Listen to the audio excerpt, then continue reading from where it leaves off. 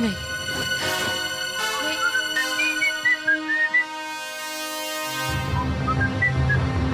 अरे बाप रे, हमारी चोरी पकड़ी गई।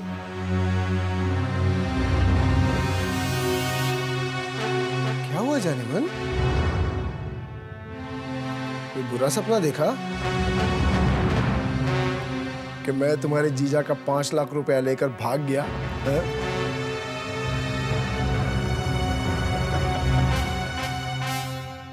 यही सपना देखा है ना तुमने?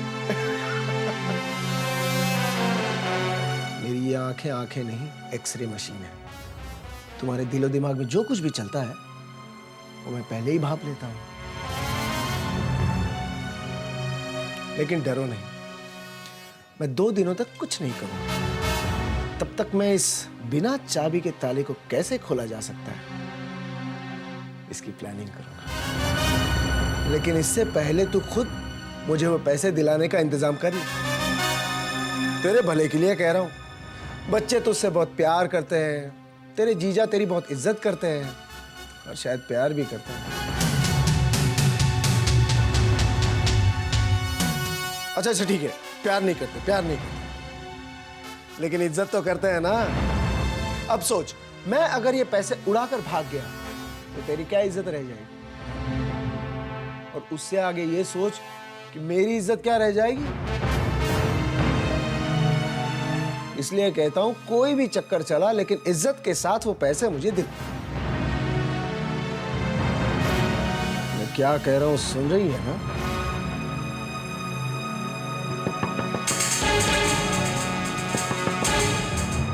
कौन है भाई? अरे भाई मैं हूं। अरे अंदर आ सकता हूं क्या? अशोक भाई साहब, आइए ना भाई साहब, आइए।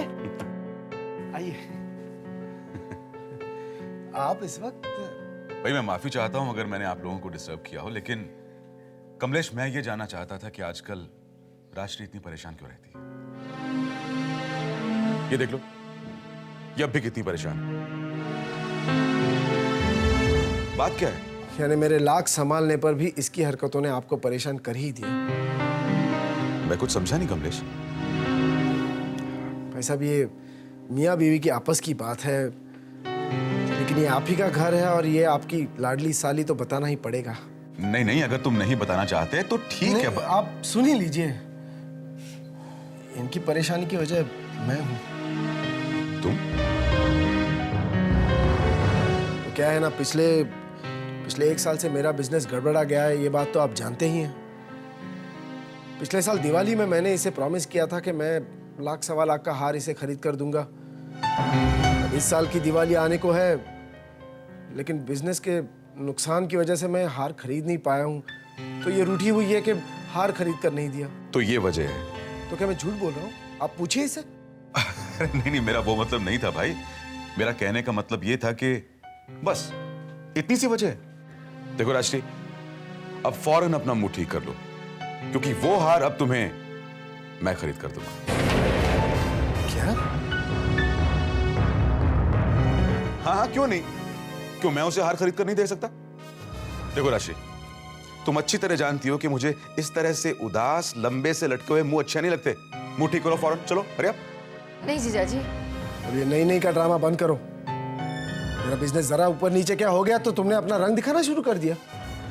रिश्तेदारों से अपमान करवाओगी मेरा। ये तुम कैसी बातें कर रहे हो कमलेश? नहीं भाई साहब, मैंने आपको अपना समझकर पर्सनल बात बता दी तो आपने हार खरीद कर देने का जूता मेरे मुंह पर मार दी। और इसकी वजह तुम हो। तुम मेरी बात सुनो कमलेश। मैंने भाई साहब, सुनना ना सब हो गया। इतना बड़ा अपमान आपके जो जिम्मे आए कीजिए। अरे लेकिन सुनो तो कमलेश, क्या हो गया इसे? ना बड़ा ड्रामेबाज है ये आदमी।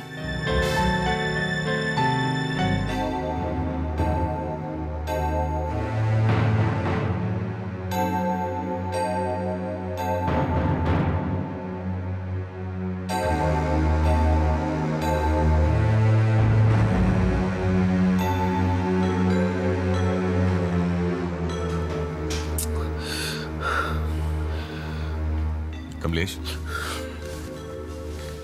I am sorry Kamlesh. देखो, तुम्हारा अपमान करने का मेरा कोई इरादा नहीं था। अरे ऐसी बात तो मैं सोच भी नहीं सकता। वो तो मैंने तुम्हारे और राशि के बीच तनाव को कम करने के लिए वो बात कही थी। भाई साहब, आपने ऐसा सोचकर भी अगर वो कहा तो गलत कहा था भाई साहब। भाई साहब, हम तो आपसे छोटे हैं। आपका हक बनता है हम पर।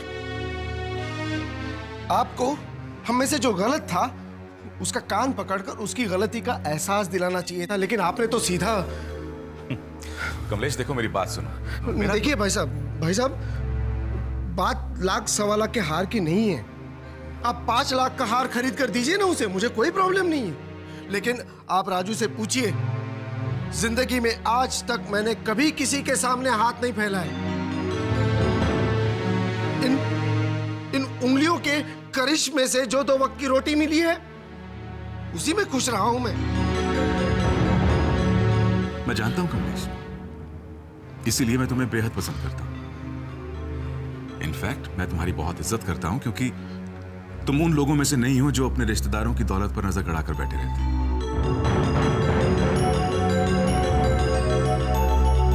मेरी इस छोटी सी बात का तुम्हारे ऊपर इतना असर हुआ है, तुम्हारे दिल को ठेस पहुंची है भाई। तुम्हारी खुददारी देखकर तो मैं तुम्हारा कायल हो गया। लेकिन मेरी एक और बात याद रखना मेरे भाई, कि बड़े होने का मतलब यह नहीं है कि बड़े हमेशा छोटों के कान खींचते रहे। बड़ों का बड़प्पन इस बात में है कि एक खास उम्र पर पहुंचने के बाद वो अपने छोटों की उसी तरह इज्जत करें, उसी तरह सम्मान करें जिस तरह की इज्जत और सम्मान वो अपने छोटों से चाहते हैं। और अगर फिर भी तुम्हें लगता है कि मुझसे कोई गलती हो गई है तो मेरे भाई, मैं हाथ जोड़कर तुमसे माफी मांगता हूं। नहीं अशोक भाई साहब, नहीं। आपकी बातों से मुझे एहसास हो गया कि आपका इरादा नेक था। बस प्लीज अब हाथ जोड़कर मुझे और शर्मिंदा मत कीजिए प्लीज। मैंने आप जैसे भले इंसान को गलत समझा, मुझे माफ कर दीजिए। माफ कर। क्या कर रहे हो? तुम्हारी जगह यहां नहीं है। तुम भी कमलेश भूल जाओ।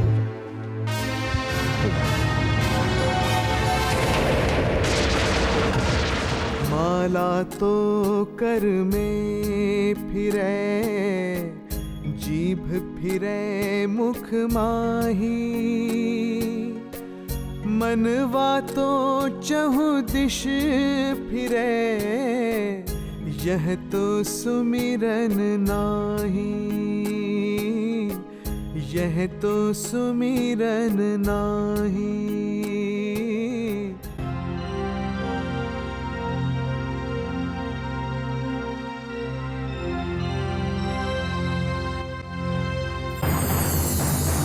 सोचा तो तुमने बिल्कुल ठीक है, लेकिन क्या वो आएगा? बिल्कुल आएगा। माँ जी ने उसे फोन तो कर दिया है। कह रहा था कि घर जाते जाते यहाँ होते जाएगा। ठीक है, तो फिर तुम उसे परखने की कोशिश करना, देखना कि वो कितना सही है। अकेली? आप नहीं परखना चाहती उसे? समझा करो लेखा। देखो, अगर तुम और मैं दोनों एक साथ उसे शीशे में उतारने की कोशिश करेंगे ना, तो माँ जी को और पंचम दोनों को हम पर शक हो सकता है। इसलिए बेहतर यही होगा कि तुम उससे मिलो। और फिर पंचम को ऐसा भी नहीं लगना चाहिए ना कि हम उसे सीरियसली ले रहे हैं। मैं ऐसा करती हूँ, मैं अभी जाती हूँ, तुम अकेले हैंडल करो। आप सही कह रही हैं। दुश्मन को नहीं लगना चाहिए कि हम उसके वार से घबरा गए, राइट? डोंट वरी दीदी, मैं सब हैंडल कर लूंगी। आने दो उसे, आप जाइए। ठीक है, मैं चलती हूँ। All the best. Thank you. दादी माँ, दादी माँ, दादी माँ, दादी माँ। अरे पंचम बेटा, आओ आओ आओ बेटा। मुस्कुराकर स्वागत कर रही है। ये नीम के पेड़ पे आम कैसे लग गए? बैठो ना। अरे बैठ ना। कैसा है? पढ़ाई कैसी चल रही है? एग्जाम शुरू हो गए? नहीं, हाँ। जूस पियोगे? हाँ जो एप्पल जूस, मैंगो जूस, अरे तुम्हें जो पीना है वो कहो। आप जो देना चाहती हैं वो दे दीजिए। एक मिनट दामू, हाँ जी मैम। ऐसे करना, 2-3 अलग अलग किस्म के जूस ले आना और पिज्जा ले आना। ठीक। और एक सेकंड, हाँ। कोल्ड ड्रिंक पीनी है? Cold drink? Cold drink? ओ हाँ, अभी तो मैंने जूस की बात की है, अब कोल्ड ड्रिंक कहाँ से पियोगे बेवकूफ। मैं, तुम नहीं। है ऐसे करना, जूस पिज्जा माइक्रोवेव में गरम करके लाना। चल जा। जी ठीक है। बड़ी खातिर कर रही हैं चाची जी, जरूर कुछ बड़ा ही चक्कर होगा। और बताओ घर में सब कैसे हैं? हाँ ऐसे। पंचम, अरे दादी माँ, जीते रहो जीते रहो। आइए बैठिए। बैठ बैठ बैठ।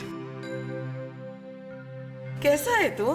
बिल्कुल ठीक दादी माँ। और क्या चल रहा है आजकल? एनीवेज, धर्म की जान बचाने के लिए थैंक्स। चाची जी वो तो मेरा फर्ज था, वो कैसे भी हैं तो मेरे भाई ना। बिल्कुल सही कहा बेटा तुमने। अच्छा बेटा, ये तुम प्रेडिक्शंस करते हो, तो मैं जानना चाहती थी कि तुम्हारी प्रेडिक्शंस किस हद तक सही होती हैं। अब समझ में आई, तो ये बात है। पंचम, क्या सोच रहे हो? आपने जूस मंगाया था ना? तुमने अब तक पिया ही नहीं। दामू कहाँ मर गया? जूस लाने के लिए कहा था। अरे ये क्या कह रही हैं? अगर वो मर जाएगा तो मेरे लिए जूस कौन लाएगा? देखा माँ जी, कितना मजाक करता है हमारा पंचम। ले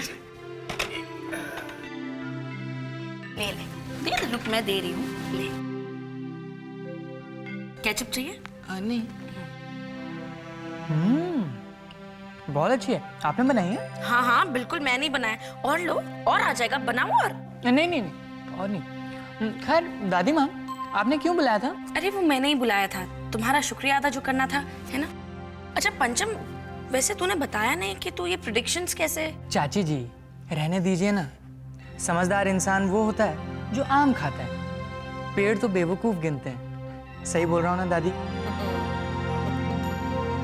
रही बात मेरे प्रेडिक्शंस के सही रहने की, तो मान लीजिए आसमान में जितने तारे हैं उतनी बार मैं प्रेडिक्शंस करता हूँ,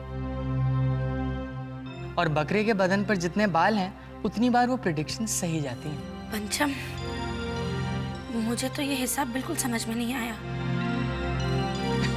नहीं समझी ना? तो मारिए गोली। ये मान लीजिए कि अगर आपके मन में कोई शंका कुशंका है, कुछ आप पूछना चाहती हैं, तो आप कुंडली ले आइए, मैं आपको बता देता हूँ। सच? तो फिर चल चल मेरे कमरे में। यहीं ले आइए ना, दादी माँ से क्या छुपाना है? नहीं नहीं, माँ जी से छुपाने वाली कोई बात ही नहीं है। ले जूस पी, पिज्जा खत्म करना, मैं अभी आती हूँ।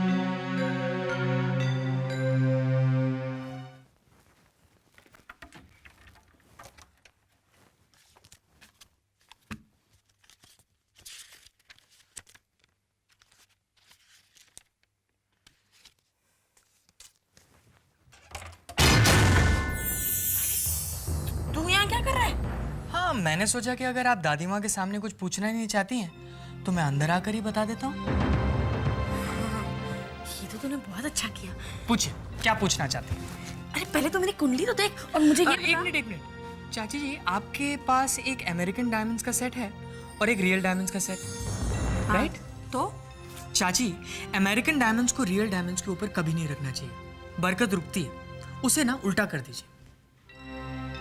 उल्टा करूं? तो थोड़ा वहां देख।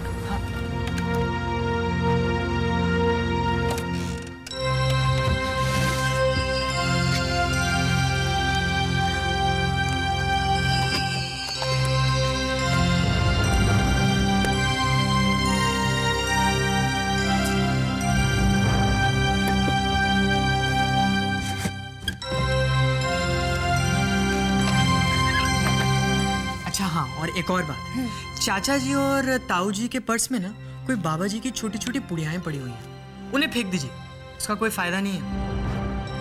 तुझे ये कैसे मालूम कि उनके पर्स में? अरे बताना। बताता हूँ चाची। अरे जूस तो मैंने पिया ही नहीं ना। जूस नहीं पिया? किधर है जूस? हॉल रूम में। फो, तू ऐसे कर, मेरी कुंडली देख। हाँ। मैं अभी जूस लाती हूँ, ठीक है?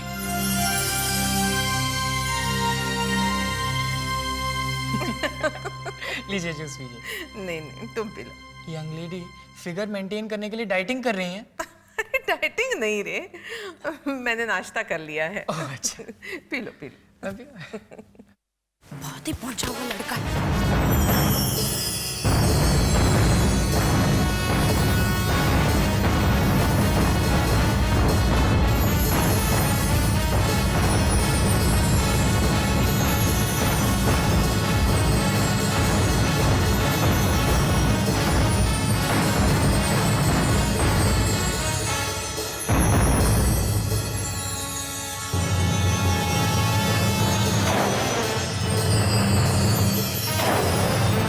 यहाँ कैसे आ गया?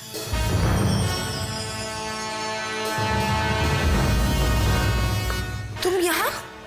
हाँ, कुंडली ले आई, जरा दिखाइए। अरे लेकिन तुम तो अंदर थे। मैं अंदर? दादी माँ, क्या बात कर रही है लेखा? ये तो यहाँ से हिला ही नहीं है अभी तक। माँ जी मैं सच कह रही हूँ, ये मेरे साथ अंदर था और इसने मुझसे बातें भी की हैं। चाची जी आप मजाक बहुत अच्छा करती हैं। पंचम प्लीज, मैं मजाक नहीं कर रही हूँ। माँ जी मैं सच कह रही हूँ, पंचम मेरे साथ अंदर था। और तूने मुझे एक आध बात भी तो बताई थी ना पंचम। अगर मैं अंदर था तो आप कुंडली बाहर कैसे लेकर आए?